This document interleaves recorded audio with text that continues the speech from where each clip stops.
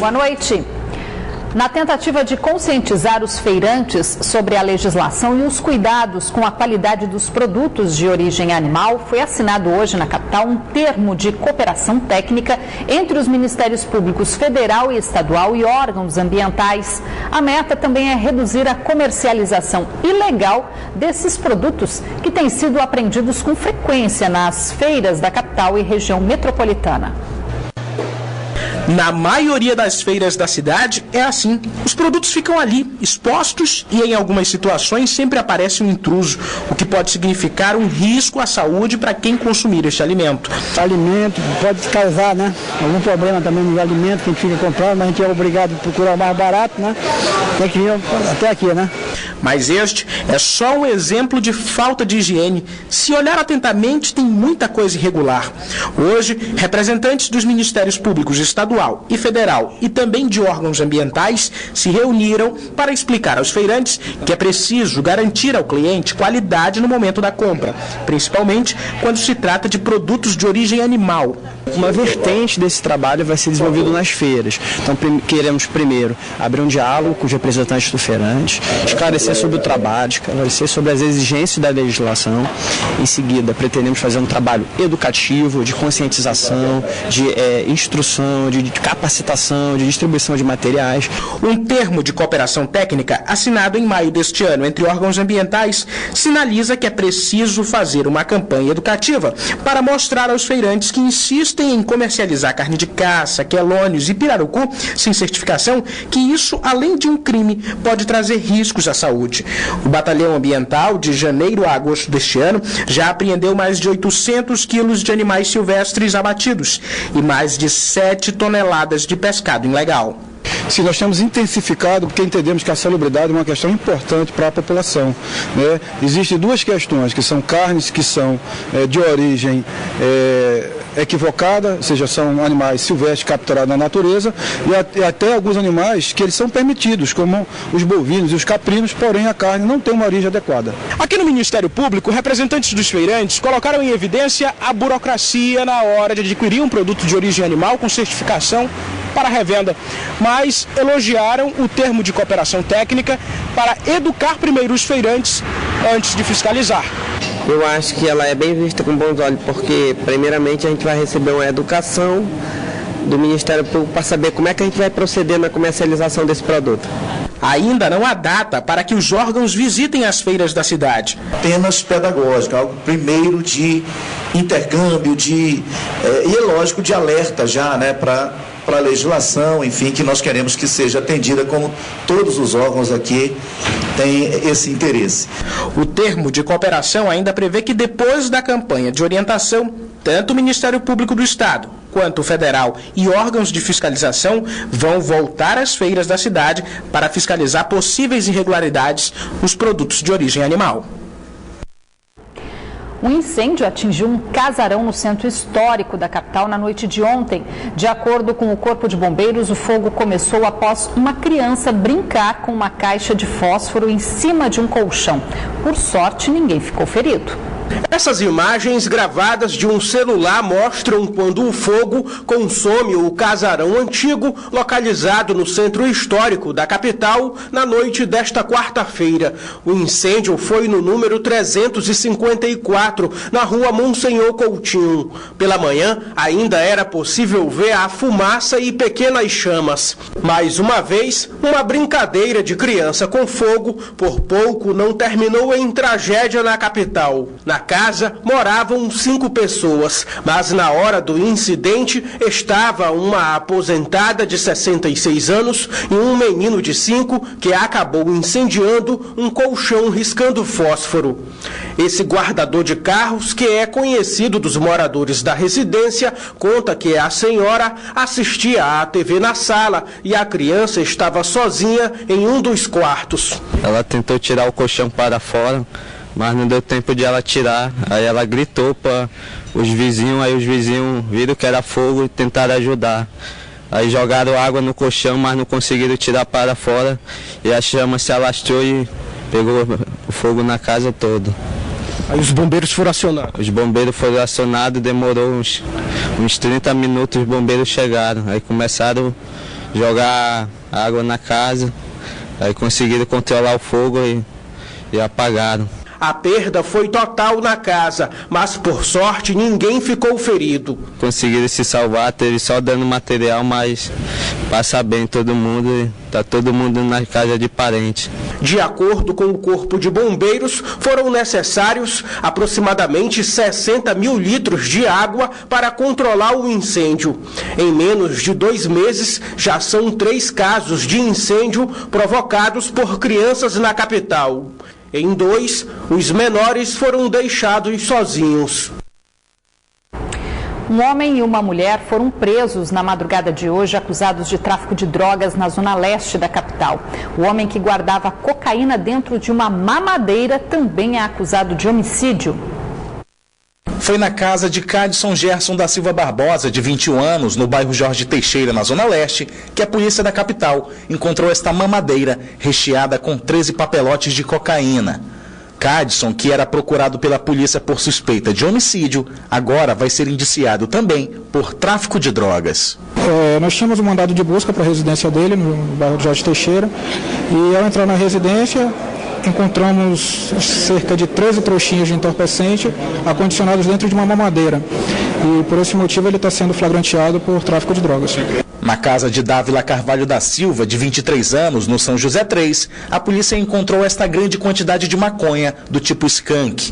Dávila já havia sido presa acusada de tráfico de drogas e estava em liberdade há apenas 1 mês. Estava aí com grande quantidade de entorpecentes.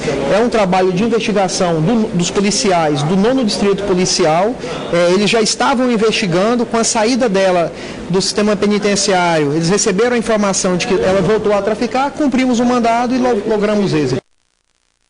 E a polícia da capital também prendeu um homem acusado de ter matado a própria mulher com 7 facadas. O crime aconteceu em fevereiro deste ano no interior do estado.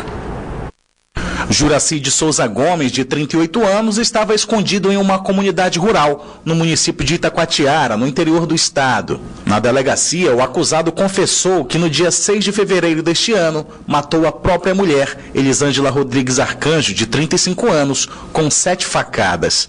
O homem era procurado pela polícia desde o dia 17 de março, quando a justiça expediu um mandado de prisão preventiva. Foi necessário rodar 152 quilômetros de estrada, 19 quilômetros de ramal e mais uns 40 minutos de barco, onde ele se encontrava na comunidade Tigre, já mais próximo do município de Itacoatiara. Ele não resistiu à prisão, veio normalmente sem nenhum problema, confessou o crime, deu detalhe e agora vai responder ao inquérito policial. Ainda de acordo com a polícia, o casal tinha um histórico de discussões e brigas, inclusive com outras tentativas de homicídio. Inclusive a vizinha que deu guarita para ela, com ela já esfaqueada, né, relatam inclusive um evento em que ele, uma certa vez, amarrou uma pedra no pescoço dela e a lançou no meio do rio, onde ela conseguiu se desfazer da pedra e conseguiu nadar. Ela, inclusive, já teria tentado matar ela outras vezes, então uma situação bem complicada.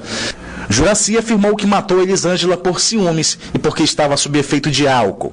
Agora, o acusado foi indiciado por homicídio qualificado e já foi encaminhado ao sistema prisional. Foi cremado na tarde de hoje em São Paulo o corpo da ex-primeira-dama do Amazonas, Tarsila Prado de Negreiros Mendes.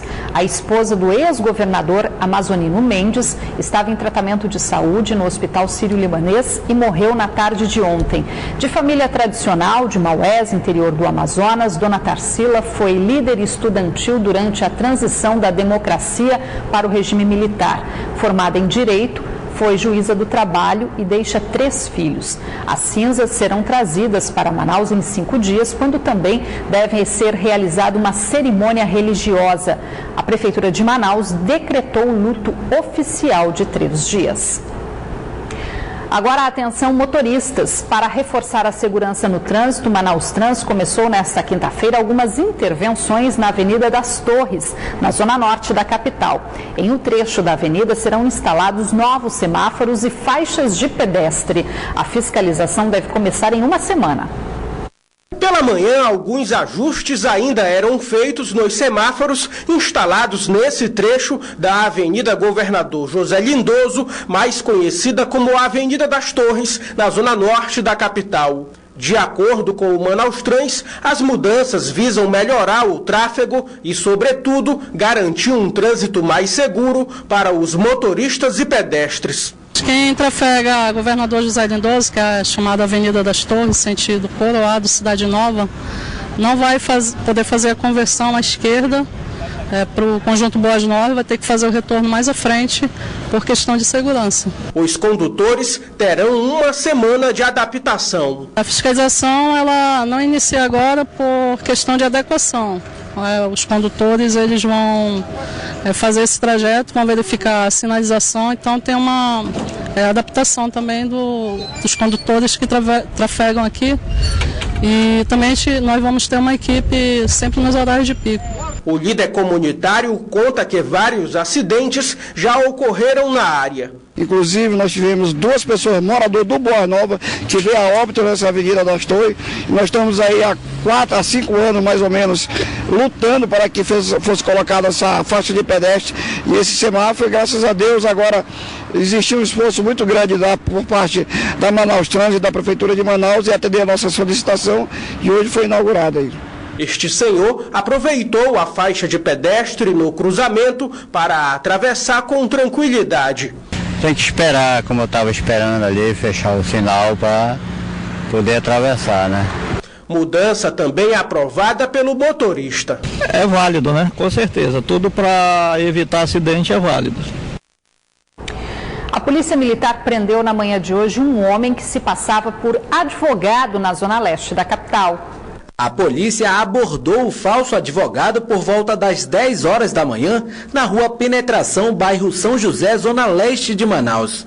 Na placa que estava na frente do falso escritório de advocacia, dizia que Célio Fernandes, que se passava por advogado, atuava em diversas causas, inclusive criminais e cíveis. De acordo com a polícia, geralmente os clientes eram pessoas de baixa renda que eram convencidas a encomendar os serviços jurídicos. O falso advogado não resistiu à prisão. Porque a gente chegou já no local, não esboçou nenhum tipo de reação, né? E a gente só deu voz de prisão mesmo e conduziu aqui para o DIP. Ele chegou a citar que estagiava para um outro advogado, mas no momento lá a gente constatou que havia o nome dele na placa, né, como advogado, então não tem como desmentir essa situação aí. O caso do falso advogado já havia sido denunciado pela OAB do Amazonas. No momento da prisão, Célio Fernandes estava atendendo uma cliente. Nós fomos até o local, nos identificamos como representante da OAB, fomos convidados a entrar, existia uma cliente no local, ele continuou fazendo atendimento na nossa presença, fazendo análise processual, orientação jurídica. Né? Nós aguardamos alguns instantes, quando então solicitamos que ele apresentasse a carteira dele de advogado. Quando ele informou que na verdade ele era apenas bacharel, que não havia ainda conseguido êxito na prova da OAB, no exame da OAB. De acordo com a OAB Amazonas, de 2013 para cá, 6 pessoas já foram presas por se passarem por advogados. Célio Fernandes vai responder pelos crimes de estelionato e exercício ilegal da profissão. Vamos conferir agora a previsão do tempo para esta sexta-feira aqui na capital e em alguns municípios do interior do estado. Os detalhes no mapa.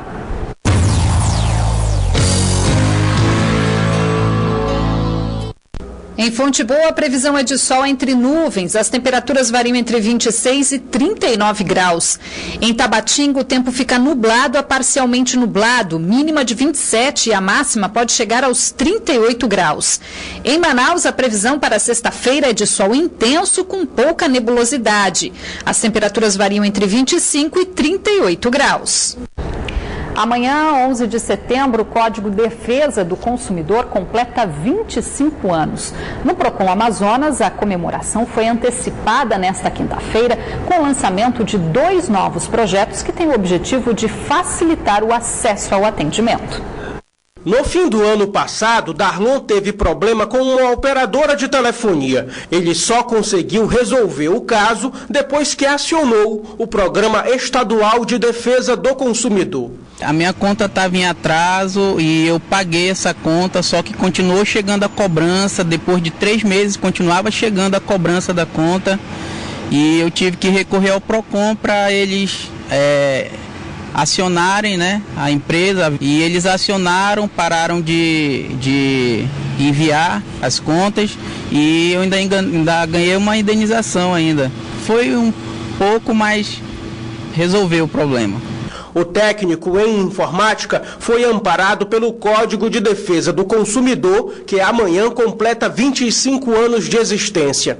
Uma vez verificada a questão do descumprimento à Lei de Defesa do Consumidor, a empresa vai ser notificada e com certeza vai ser compelida a resolver o problema do consumidor. E não resolvendo, claro que aí tem as alternativas, que seria a justiça e obviamente a multa administrativa perante o descumprimento do Código de Defesa do Consumidor.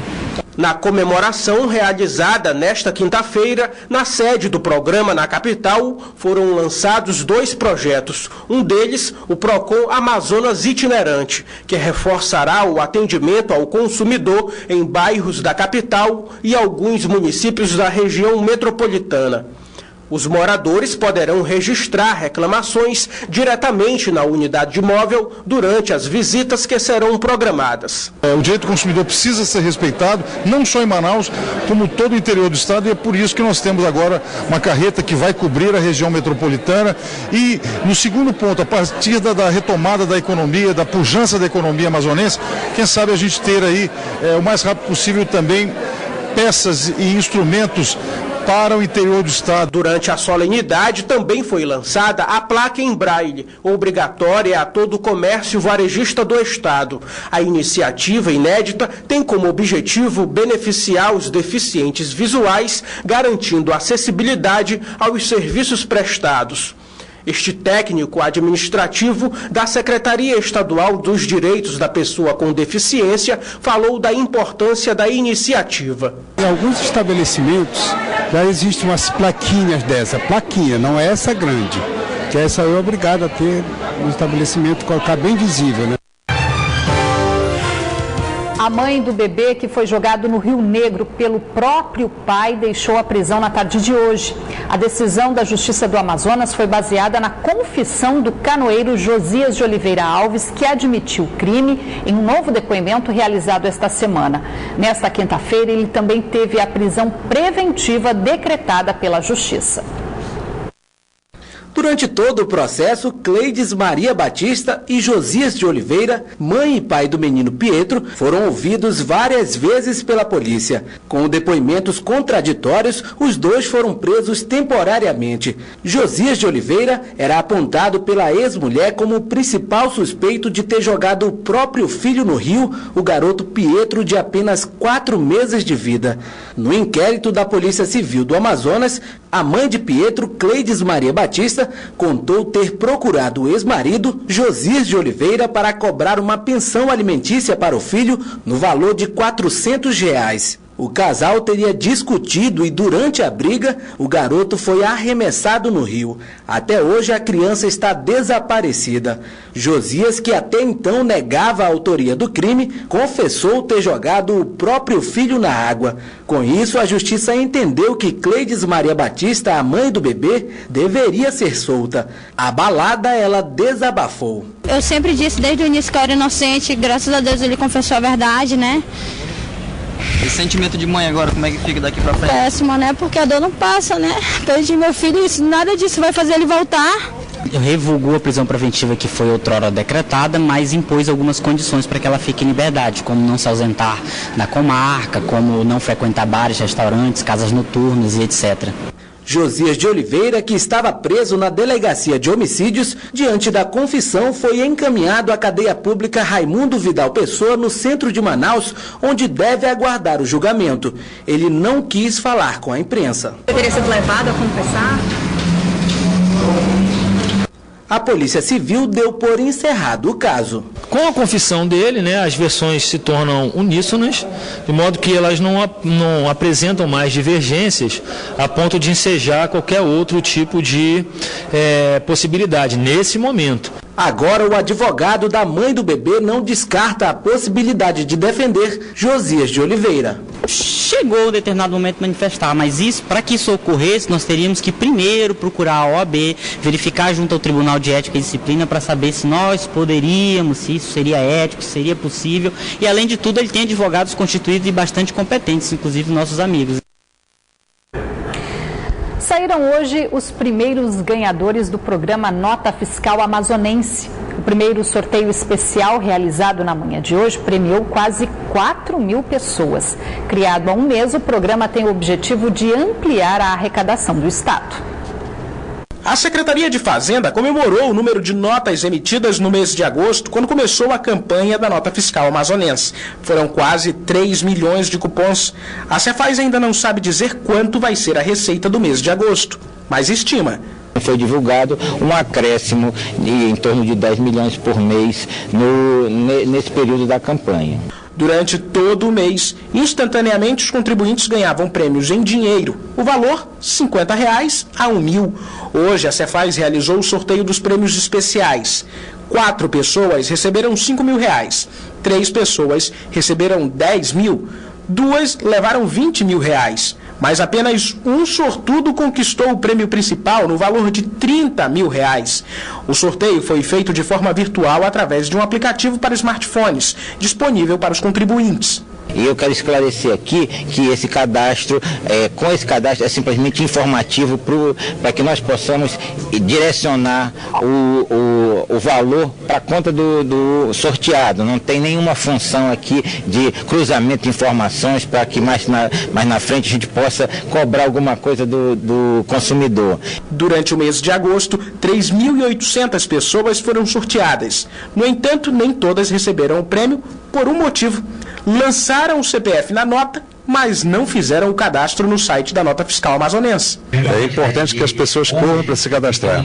E se a pessoa não tiver o computador em casa ou no trabalho, ela pode muito bem ir a um dos PACs e procurar o setor da Cefaz nos PACs, que vai fazer de forma tranquila o seu cadastramento. Quem foi sorteado, mas não fez o cadastro, tem 90 dias para se cadastrar no site da campanha. O mesmo prazo vale para o ganhador que informou a conta corrente errada ou de terceiros. E quem não ganhou desta vez é bom garantir o cadastro, pois até o fim do ano serão realizados mais 3 sorteios mensais de até 30 mil reais e um especial de Natal. Já os nomes dos sorteados podem ser conferidos no site da Cefaz no endereço eletrônico nfamazonense.cefaz.am.gov.br. Em 2015, o Centro de Instrução de Guerra na Selva, o CIGS, comemora 50 anos e o primeiro Batalhão de Infantaria de Selva, o primeiro BIS, completa 100 anos. Esta manhã, as 2 unidades militares do Exército Brasileiro, subordinadas ao Comando Militar da Amazônia, foram homenageadas na Assembleia Legislativa do Estado. Esta manhã, a oração do Guerreiro de Selva ecoou no plenário da Assembleia Legislativa do Estado.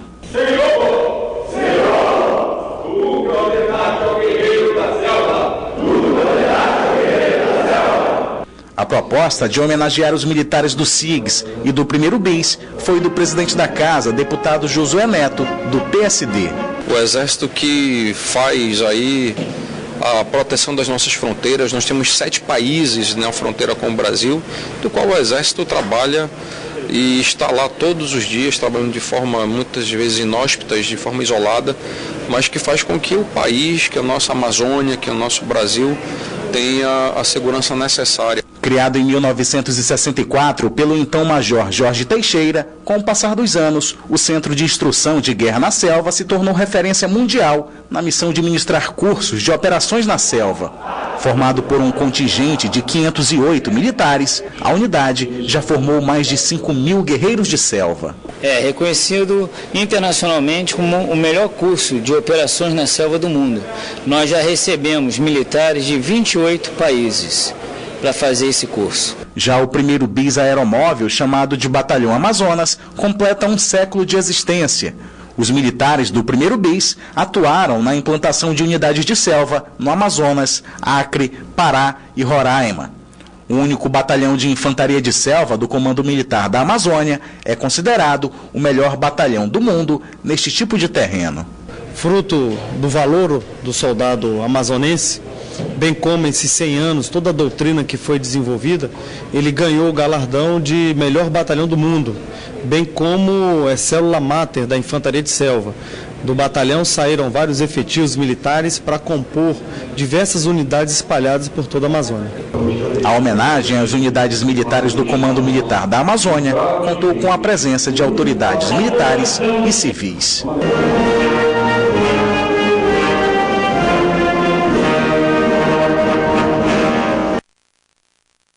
O Band Cidade fica por aqui. Para rever esta edição, acesse band.com.br/Amazonas. E você também pode acompanhar a nossa programação pelas redes sociais. Logo após o endereço eletrônico do Facebook ou do Twitter, basta escrever Band Amazonas.